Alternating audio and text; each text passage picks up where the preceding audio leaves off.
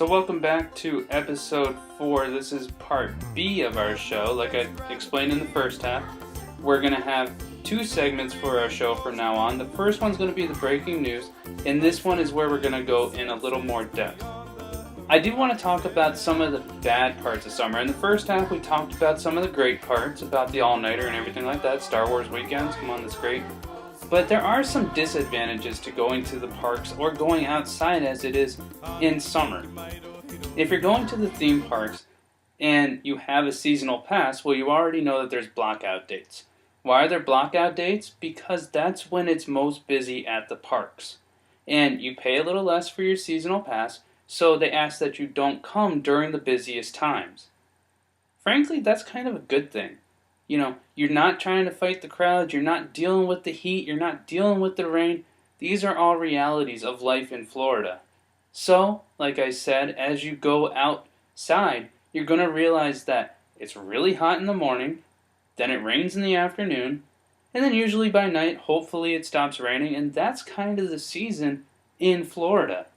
So, I want to look at what are some things that you can do when you go outside? How can you prepare for going to the parks? Now, if you're like me and you have an annual pass, you can go all year round.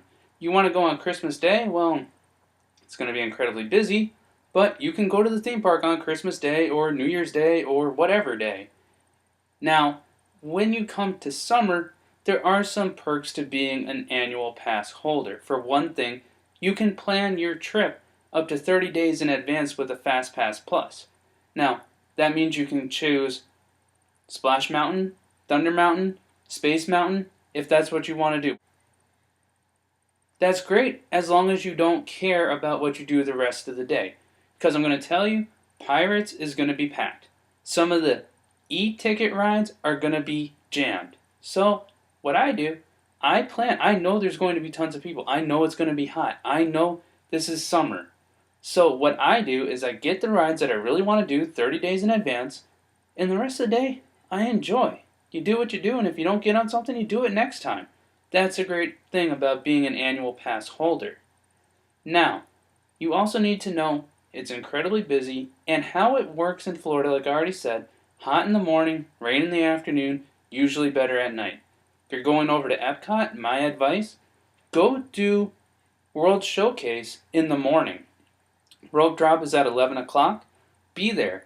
Go see the different pavilions. Go do the things where you're walking from one place to the next place to the next place. Then around 1, 2 o'clock, make sure that you're over in Future World where you can go and do the longer rides that are indoors where you're not walking forever outside, because that's when the thunderstorms come.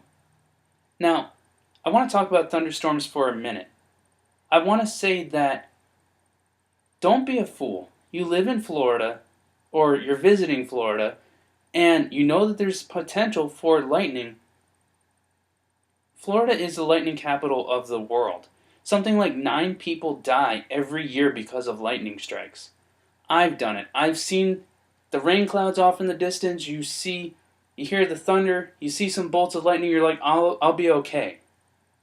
I don't care if you're hiking, I don't care if you're at the theme park, if you're at the pool. You see that stuff, go indoors. You know, we all want to see Jesus, but we don't need to see him before our time. So, word of advice, you can go inside when it's storming out. And then the great thing is at night, it's usually over. If you're at Epcot, you can go outside, you can see illuminations. Have a great day. So, I actually wrote a article on this over at our Facebook page. It's called Whether to Go Outside or Not. Weather is spelled W-E-A-T-H-E-R, like the weather outside. Because I really don't want anybody being hurt. I'll tell you, I was out walking the other day. I was at one of the parks. I just got out of my truck. Look up in the sky. There is a monsoon rain coming. I got back in my truck, went across the street to Starbucks. By the time I got back to the park, it had stopped raining. That's the beauty of South Florida. It's raining now, but it could be over in like 5 minutes. So now we're going to go into another segment, a segment that I'm calling I'm No Fool, I'm Packing.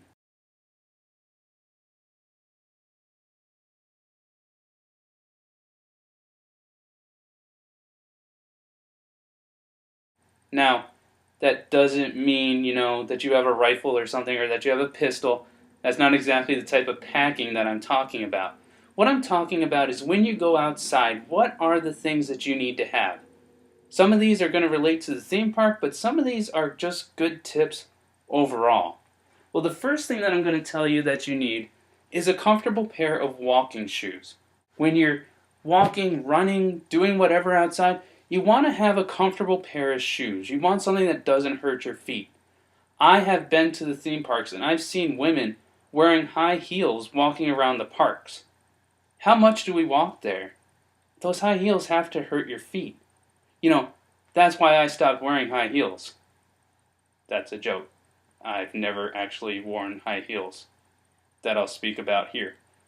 Another thing that you're going to need is one of these. It is a cell phone. Now, of course, everybody has their cell phone, but why do I need this? Well, if you're at the park, you can use the Fast Pass Plus system on the app from Disney. Now, it's great. You can choose your rides right there in the park. You can do it 30 days in advance if you have an annual pass. You can choose whichever ride you want to do. The other great thing about it is things like the Weather Channel app or Weather Underground or local news that has radar can tell you what's coming. So, again, it's a great way to be prepared. Now, I want to show you another secret. It's about 10 items that we keep in a bag. Now, this bag we affectionately call the raincoat bag because guess what's in it? Mostly raincoats. But you can get a bag and you can put it, as we do, on the back of our wheelchair, or if you have young kids in a stroller, you can put it on the back of the stroller. And if you absolutely have to, you can lug it around the park on your back. So, what is inside this magical bag? Give me 1 second, I'll be right back. Told you. Well, the first thing that we have in here, if I can open it up, is a hat. Now, guys, there's no denying it. Some of you look like me. Some of you are going a little bald on top. This thing helps you so that you don't get a burnt head. And frankly, a lot of people should wear it because it keeps the sun out of your eyes, it keeps the sweat out of your eyes. So a hat, very important. The second thing that you need is maybe you're going to a water park, maybe you're going to the pool, maybe right now we're going to be over at Epcot, but then we're going to go back to our resort. We don't want to stop by our room, so we want to go to the pool. Have a nice pair of sandals with you. This is Florida. Most people walk around in sandals. I always say that true Floridians only wear shoes on special occasions. Now, what else is in the bag? Well, if you're going to the pool, and you're going to be there for a while. Okay, those are my boxers. That's kind of gross. A change of clothes is important. Again, it doesn't have to be anything big, heavy. Just a shirt and a pair of bathing suit trunks or running shorts. Whatever you want. That's light, that's easy. And guys, I'm going to tell you, a pair of shorts or a shirt like this comes in handy, especially if it's one that is not cotton. This t-shirt, you can wear it, but it collects sweat, it collects being hot. It's just not a good idea. Something that's synthetic is much better. Now, another reason, besides going to the pool, that you might want to change of clothes is because you're outside. You start stinking. You start sweating. It happens. So you want a pair of clothes for night that doesn't smell like sweat? You got to change with you. Now, if you are going to the theme park, you don't need to carry around your big Magic Band box. This thing, you can keep it inside the bag, or what most people do is put it on their wrist. So you can charge things to your room, you can use it for the Fast Pass Plus. All of that is located right here. You want a park entrance, you don't have to have your ticket. This thing works as your ticket. Great invention. Now, also in the bag, you want a pair of sunglasses. Now, sunglasses are incredibly important for a lot of reasons. Number one, it stops the sun from the UV rays from getting in your eyes and causing eye damage. It also can stop migraines. A lot of people get headaches from just going outside in the sun. There's a lot of good reasons why you should have it. If you've had medicine that you can't be in direct sunlight, some sunglasses will definitely come in handy. And another good thing about it is you can put this on and be secret agent man.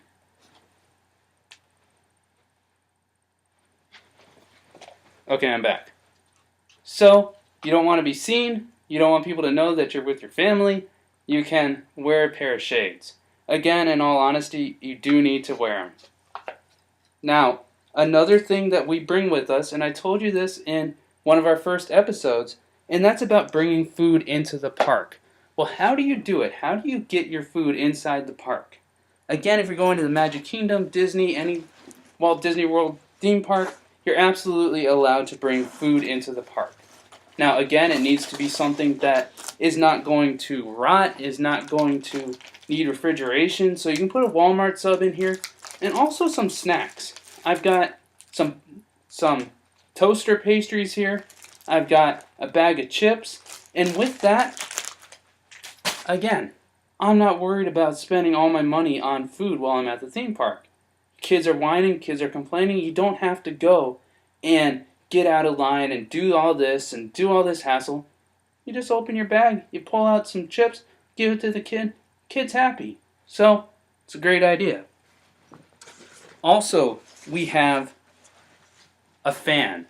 These things are great. Now, you can buy them at the Magic Kingdom, you can buy them at Epcot, at Hollywood Studios, Animal Kingdom. They're gonna be expensive. You can go off property and you can buy them for a lot cheaper. Now, the fan works here. There's water that you can spray. Actually, I just sprayed myself in the face. But I'm going to tell you, do everybody around you a favor. Make sure that you're spraying yourself and not the people behind you. I can't tell you how many times I've been in line for Thunder Mountain and somebody sprays their sweat and their water all over me. Kinda gross. Now, also in here, we have sunscreen.